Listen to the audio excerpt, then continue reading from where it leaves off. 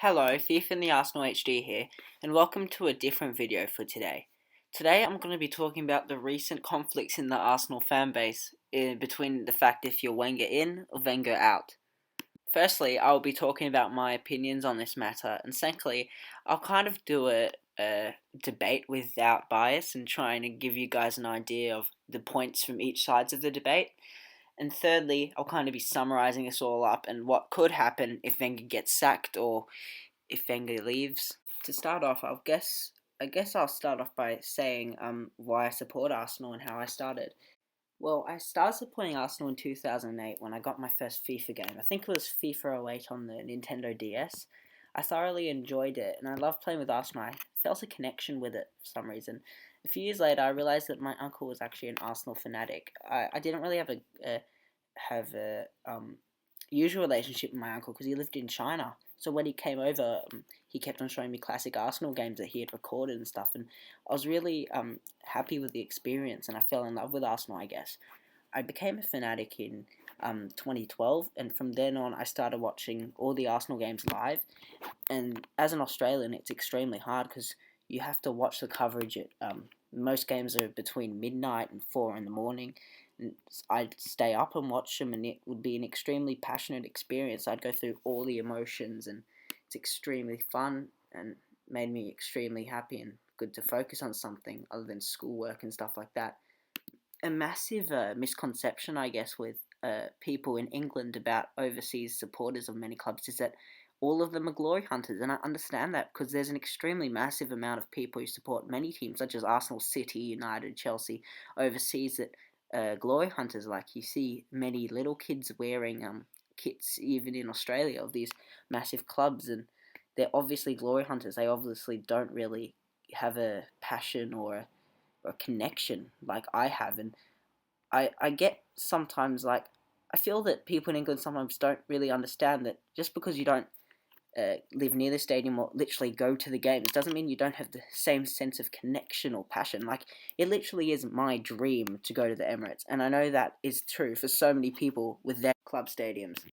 Obviously, the first thing I'd like to talk about Arsene Wenger is that my opinion obviously is very subjective, and it's quite biased because obviously I've never experienced another manager at Arsenal, and Wenger's literally all I've ever seen as a manager and all I've ever known as Arsenal's manager. So obviously I'd have a more connection to him than other managers like George Graham and Bruce Rioch and managers like that.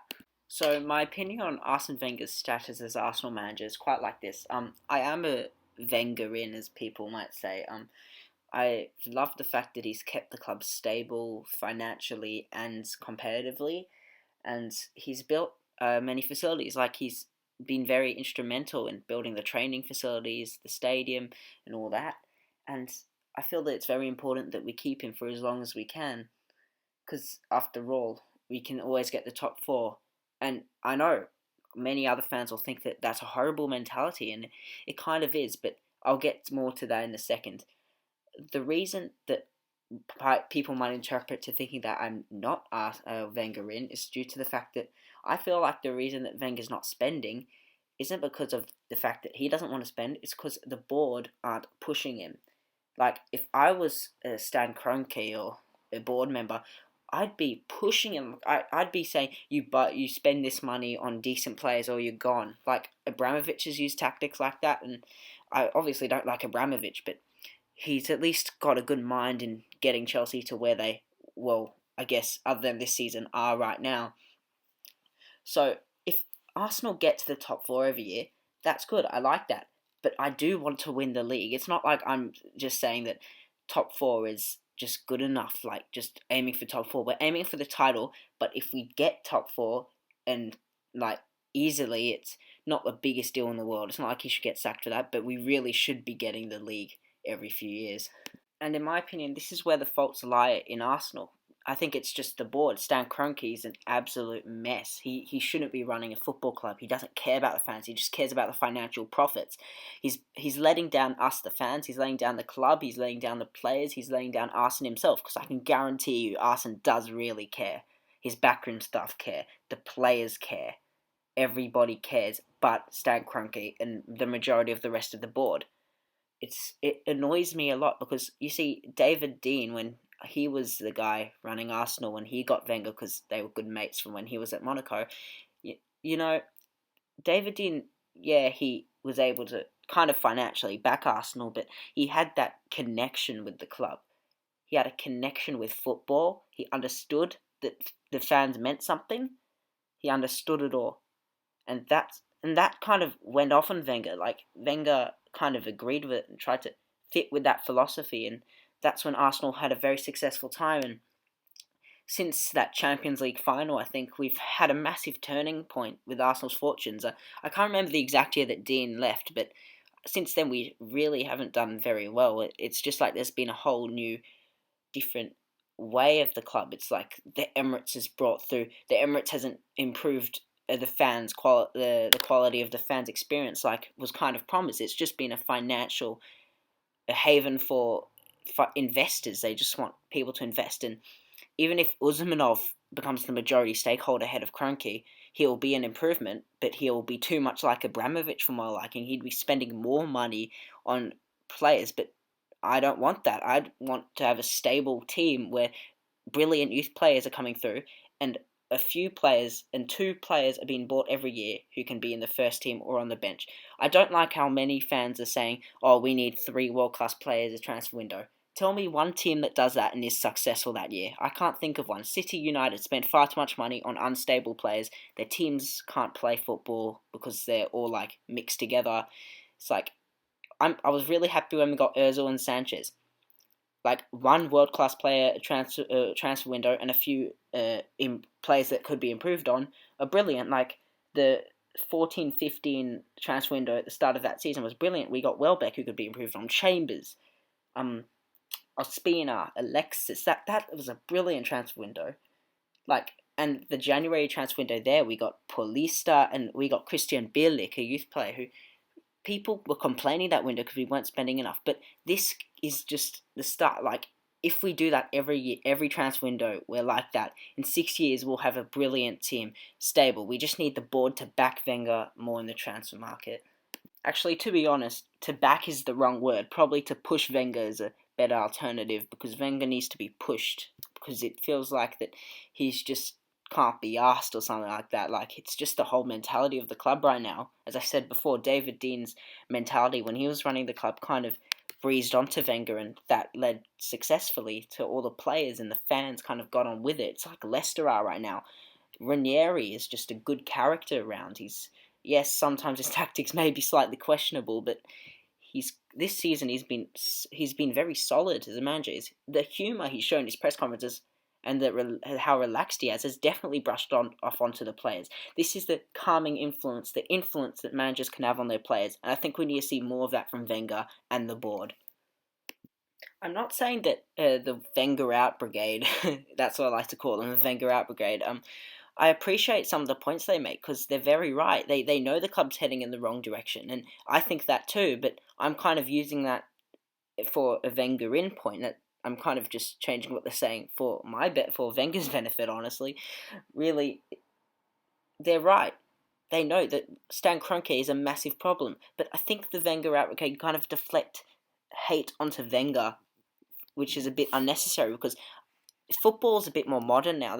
The financial investors have higher power than the manager, and the fact that the manager is being so financially profitable, that's what the board want. That's why they're keeping Wenger there. I don't support that. I think Wenger should be there because he's a good footballing brain, not because of anything else. I don't care about the financial profits as long as we're breaking even. I don't care if these investors make multi-billion-dollar profits. I just care that the club's successful, that we keep our philosophy, we play attacking football, we have a great academy, our facilities are top class, and we help the communities because originally football clubs were sports clubs. The whole sport club thing, like the industry is pretty much sports clubs are meant to get people in the community to come around, rally around and support a team, right?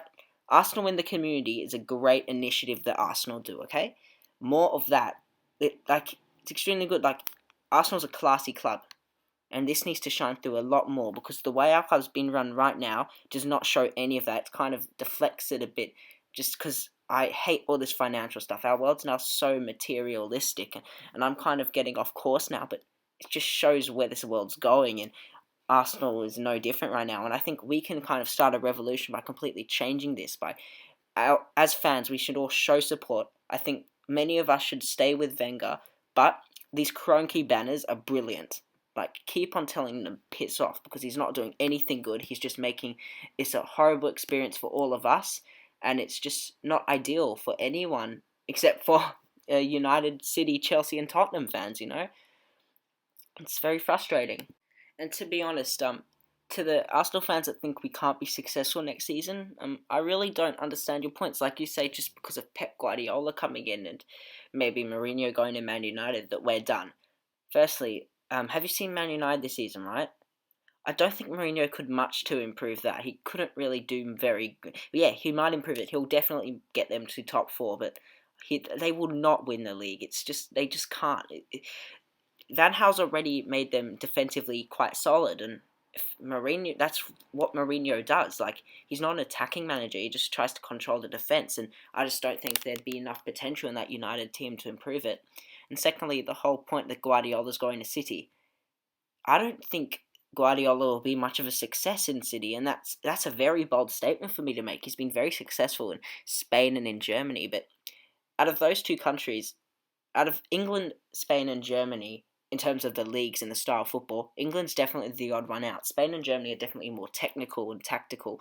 England's just physicality, and Guardiola will try to bring some of his Spanish players and German players, and I can't see him winning the league there in his first two seasons, honestly, and especially with that team right now. They've got Otamendi, who's playing like he's playing like a greyhound. He's just chasing the ball and has no positional awareness. Mangala's not much better. Company's always injured.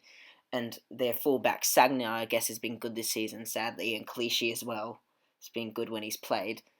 And Nasri too. Why am I saying all these, whatever? You guys know what I'm trying to think. So, get back to my train of thought. I think I don't think City will do very well with Guardiola for the first 2 years. If he stays there for 3 or 4 years, then maybe the third or fourth season, after he gets used to it, he could bring them quite a lot of success. But next season, if Arsenal just do what I'm saying, like the board has, Arsenal gets pushed in the transfer market, I think in the next few years we can have a massive improvement. And Wenger shouldn't be sacked because he hasn't done anything wrong. It's just the board, man.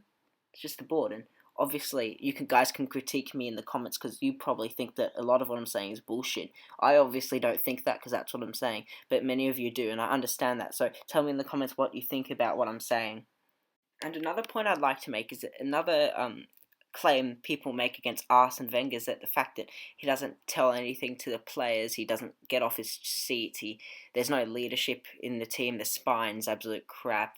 Well, I'll debunk these theories one by one. Okay, firstly, Arsene Wenger has to tell his players what to do, because if he signs a new player like Alexis, doesn't tell them what to do, then who's going to tell him what? Obviously, I'm kind of just playing around with the words there a little, but yeah, obviously he shows more faith in his players and gives them a lot more freedom than other managers do, but this can work very well, because does anyone really like a manager telling them everything, like in every situation where you have to move? Like, it improves the players' respect and all that. Yeah, but Arsene Wenger kind of, he likes the freedom of the play, and that's got to be respected, that he doesn't change it, no matter how much, uh, no matter how bad the period is that the team's going through. Also, the fact that people say that Arsene Wenger's teams have no leadership in it, especially since David Dean left. Yeah, we don't have Vieira in the middle of midfield, but we still have leadership. Okay, we've got Wilshere. When he plays, he's he's a good leader. Arteta, when he plays, yes, he's not great on the ball, but he's a leader. Flamini, same. Wilshere, well, I said Wilshere already. Mertesacker controls his defense very well. I actually prefer Mertesacker than Gabriel, so another thing you guys can slate me for in the comments. You guys might not see it much, but Ozil actually shows a lot of leadership on the field. Like, he tells the players where to go. He screams at them. Ospina does too. Well, obviously as a goal, he has to scream. Czech controls his whole defense extremely well. Gibbs tries his best all the time. Like, it's not like we've got no leadership. Coquelin as well. Why didn't I say Coquelin? It's not like we've got no leadership. It's just that we just don't show enough passion on the field. Like, not all of us. Like, Coquelin's very passionate. Flamini is too. If Flamini had the ability that Coquelin does, let me rephrase that. If all our players had the same passion that Coquelin did, we'd be invincible, because Coquelin's just absolutely brilliant. Every time we score an important goal, he just goes mad. You can look up for the photos of Coquelin being passionate. They're absolutely brilliant. Like, use them as the wallpapers on your computer. Great to see after a loss, to know that you're not the only Arsenal fan grieving. But honestly, that is really what we need. Every player to show the same amount of passion that Coquelin does. And that's something that the fans can do. Like, again, I'll make the example of Leicester. The atmosphere at the stadium this year, everyone clapping. Like, I remember watching the game against Liverpool, the 2-0 where Vardy scored that screamer. Like, the atmosphere pushed them on. Especially with their style of play, the counter-attacking. Albrighton picking up the ball, just booting it up to Vardy or Mahrez, and Drinkwater making those important challenges, and Huth and Morgan standing strong, and Schmeichel making brilliant saves. I just can't stop talking about them, because obviously I don't like another team but Arsenal winning the league, but this is just special, and it's a great example of what Arsenal can be in the next few years. Atmosphere, we have to make that atmosphere like that. I know for some reason, I haven't been to the Emirates obviously, but I've heard from some people that the Emirates has unique rules to say that you can't chant and stuff. Well, that is absolute bullshit. Don't listen to that. Just sing. Show your passion. They can't kick you out of the stadium for showing passion. That's like kicking a guy out of jail because it's like kicking a guy out of jail because he killed a guy in jail. That's not the best example, but I think you guys know what I mean. It's like, you go to a stadium to support your team, so sing for your team, and if you get kicked out, just tell them to piss off. Like, really, obviously, but you know what I'm trying to say.